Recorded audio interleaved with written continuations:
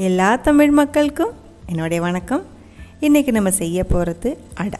ரொம்ப ஹெல்த்தியாக இருக்கிற டேஸ்டியாக இருக்கிற ஒரு ஸ்பெஷல் அடை தான் செய்ய போகிறாங்க. 2 அடையோட ரெசிபி இதுக்கு முன்னாடி நம்ம சேனலில் அப்லோட் பண்ணியிருக்கு. ஓட்டடா, இன்னொன்று வந்துட்டு இலையடா. இதுவுமே இலையடை தான், ஆனால் டிஃப்ரெண்ட்டாக இருக்கும். எப்படி செய்யலான்னு பார்த்துட்டு வரலாம். பாருங்கள், முதல்ல நம்ம வந்துட்டு வெல்லம் கரைய வச்சு எடுத்துக்கலாம். 1/4 கப் அளவுக்கு துருவன வெல்லம் எடுத்துருக்கு. இது உங்களுக்கு இனிப்புக்கு தகுந்த மாதிரி நீங்கள் கம்மியாகவும் யூஸ் பண்ணலாம், இன்னும் கொஞ்சம் அதிகமாக கூடியும் யூஸ் பண்ணலாம். இதுவே நல்லா இனிப்பாக தான் இருக்கும். இது 1/2 கப் அளவுக்கு தண்ணி ஊற்றி இது நம்ம மெல்ட் பண்ணி எடுத்துக்கலாம். இந்த 1/2 கப் அளவு அப்படின்னா 1 கப் அளவு அரிசி மாவு தான் நான் ஆட் பண்ணுறேன். அது நம்ம மாவு ஆட் பண்ணும்போது அதோட ஸ்பெஷாலிட்டி நான் சொல்கிறேன். இப்போ பாருங்கள், இது ஃபுல்லாக அந்த தண்ணிக்குள்ளே கரைஞ்சதுக்கப்புறம் ஸ்ட்ரெயின் பண்ணி எடுத்துக்கலாம். இதுக்குள்ளே மண், கல், இந்த ஏதாவது அழுக்கல் இருக்கும் இல்லைங்களா, அது போகிறதுக்காக தான் இப்படி செய்கிறேன். மறுபடியும் இந்த பானி நம்ம கொதிக்க வைக்கணும். அதுக்கப்புறம் தான் இந்த மாவு அதுக்குள்ளே மிக்ஸ் பண்ணி எடுக்கணும். பாருங்கள், அரிசி மாவு தான் எடுத்துருக்கு. ஃபைனாக இருக்கிற அரிசி மாவு, பத்திரி பவுடருக்கு இன்ஸ்டன்ட் நம்ம மார்க்கெட்டில் வாங்குறது.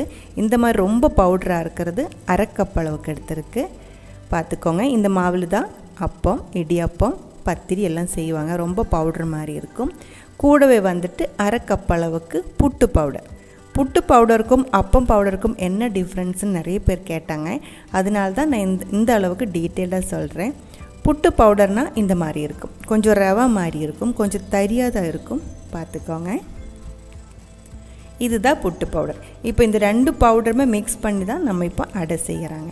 தனி அந்த ஃபைனாக இருக்கிற பவுடர் மட்டும் போட்டு அடை செஞ்சிருச்சுன்னா சில டைம் சாப்பிடும்போது வாயில் ஒட்டுற மாதிரி இருக்கும். அதனால தான் இது 2மே சேர்த்து மிக்ஸ் பண்ணி எடுக்கிறேன். ஸ்ட்ரெயின் பண்ணி எடுத்து வச்சு வெல்லம் நல்லா கொதிச்சிருச்சு. அதில் 1/4 டீஸ்பூன் அளவுக்கு உப்பு சேர்த்தி இருக்குது. அதுக்கப்புறம் நம்ம இப்போ மிக்ஸ் பண்ணி வச்ச மாவு ஃபுல்லாக ஆட் பண்ணதுக்கப்புறம் தீ ஆஃப் பண்ணிக்கோங்க. அதுக்கப்புறம் மிக்ஸ் பண்ணிடலாம். இடியப்ப பவுடர் மட்டும்தான் சேர்க்குறேன் அப்படின்னா 1 கப் அளவுக்கு தண்ணி போதும். இப்போ புட்டு பவுடருக்கு சோக் ஆகிறதுக்கு கொஞ்சம் அதிகமாக தண்ணி தேவைப்படுது. அதனால தான் 1/2 கப் அளவுக்கு தண்ணி ஊற்றியிருக்கு. இப்போ கொஞ்சம் லூஸாக தான் இருக்குது மாவு. ஆறினதுக்கப்புறம் இன்னும் கொஞ்சம் கட்டியாகிடும். இருக்கட்டும்.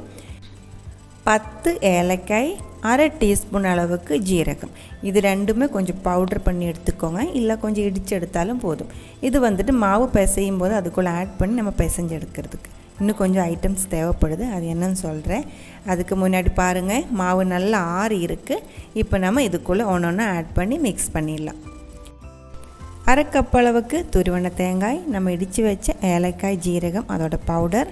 நான் கொஞ்சம் கேஷ்யூ நட் நெய்யில் வறுத்து எடுத்து வச்சுருந்தேன், சின்னதாக கட் பண்ணி அதுவும் சேர்த்திடலாம். நெய்யோடையே சேர்த்திக்கோங்க.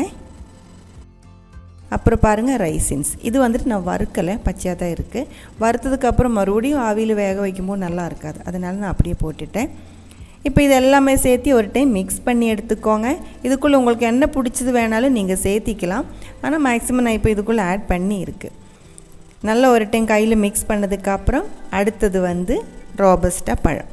ரோபஸ்டா பழமே வேணான்ட்டு இல்லை, ஆனால் நல்ல மணமாக இருக்கிற பழம் எது வேணாலும் நீங்கள் யூஸ் பண்ணலாம். எப்போவுமே வீட்டில் இந்த சக்கப்பழம், பலாப்பழம் இருக்குது இல்லைங்களா, பலாப்பழத்தோட சீசன் டைமில் அதுதான் யூஸ் பண்ணுவாங்க. நல்லா பழுத்து மணமாக இருக்கிற பலாப்பழம் இது கூட பிசைஞ்சு அடை செய்வாங்க. ரொம்ப டேஸ்டியாக இருக்கும். அதே மாதிரி நல்ல இனிப்பாக இருக்கிற பைனாப்பிள் இருக்குது இல்லைங்களா, மணமாக இருக்கிற அதுவும் இதே மாதிரி யூஸ் பண்ணிடுவாங்க. ஆனால் பைனாப்பிள் யூஸ் பண்ணும்போது நெய்யில் லைட்டாக கொஞ்சம் வதக்கி எடுத்துடுவாங்க. பாருங்கள், மாவு நல்லா லூஸ் ஆகி வந்திருக்கு. இப்போ இது நம்ம அடை செய்யலாம். அடை செய்கிறது வாழை இலையில் தான். அது கொஞ்சம் சூடு பண்ணி எடுத்துக்கலாம். அப்போ மடிக்கும்போது கிளியாமல் இருக்கும். இடநேலான்ட்டு ஒரு இலை இருக்குது, வயநேலா அப்படிலாம் சொல்லுவாங்க. அந்த இலையில் கார்ன் ஷேப்பிலும் இந்த மாவு போட்டு அடை செஞ்சு எடுத்துக்கலாம். அதுவும் ரொம்ப டேஸ்டியாக இருக்கும். நம்மகிட்ட இப்போ அந்த இலை இல்லை, அதனால வாழை இலையில் செய்யலாம்.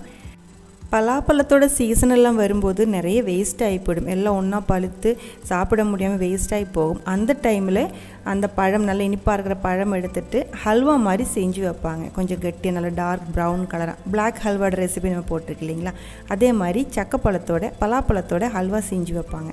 அது கொஞ்சம் லூஸாக தான் இருக்கும். அதுவும் இந்த மாவு கூட பிசைஞ்சு நம்ம அடை மாதிரி அந்த வயனெல்லாம் சொல்லியிருந்தேன் இல்லைங்களா, அந்த இலையில் கார்ன் ஷேப்பில் வேக வச்சு எடுத்துடுவாங்க. ரொம்ப டேஸ்டியாக இருக்கும். சீசன் வரட்டும், நம்ம ஒரு டைம் அது செஞ்சுக்கலாம். எல்லா மாவுமே வாழை இலையிலே ஃபில் பண்ணி எடுத்து வச்சுருக்கு. நான் சின்ன குவான்டிட்டியாக தான் மாவு வச்சுருக்கு. எப்போவுமே நம்ம அடை செய்யும்போது நடுவில் ஃபில்லிங் எல்லாம் வச்சு சர்க்கரை தேங்காய் எல்லாம் வச்சு தான் 2 சைடு அமர்த்தி விட்டு தான் அடை செய்வாங்க. ஆனால் இப்போ வந்து மாவு மட்டும்தான் இருக்குது. ஸோ வேகிறதுக்கு ரொம்ப டைம் எடுக்கக்கூடாது. எப்போவுமே சின்ன அடையாக வைக்கிறதா இந்த மாதிரி செய்யும்போது நல்லாயிருக்கும். ஆவியில் வச்சு வேக வச்சுக்கலாம். ஒரு 10 நிமிஷம் மீடியம் ஃப்ளேமில் வச்சு வேக வச்சுக்கோங்க. அதுக்கப்புறம் இது ஓப்பன் பண்ணி கொஞ்சம் நேரம் ஆற விட்டுக்கோங்க. ஆற விட்டதுக்கப்புறம் எடுத்துக்கலாம். ரொம்ப சூடாக இருக்கும்போது எடுத்துருச்சுன்னா இது அடை வந்து ரொம்ப சாஃப்டாக இருக்குது. சில டைம் ரெண்டாய் கட்டாகி போயிடும். ஸோ கொஞ்சம் ஆறினதுக்கப்புறம் நம்ம இது பிளேட்டில் மாற்றிடலாம். இது சூடோடு சாப்பிட்டாலும் ஆறினதுக்கப்புறம் சாப்பிட்டாலும் ரொம்ப சாஃப்டாக இருக்கும். டேஸ்ட் அதே மாதிரி இருக்கும். இது ஈவினிங் ஸ்நாக்ஸாக சாப்பிட்லாம். இல்லை ஏதோ ஸ்பெஷல் டேயாக இருக்கும்போது ப்ரிப்பேர் பண்ணி சாப்பிட்டுக்கலாம். உங்களுக்கு பிடிச்ச மாதிரி சாப்பிட்டுக்கலாம். இந்த ஒரு ரெசிபி உங்களுக்கு பிடிச்சிருக்குன்னு நினைக்கிறேன்.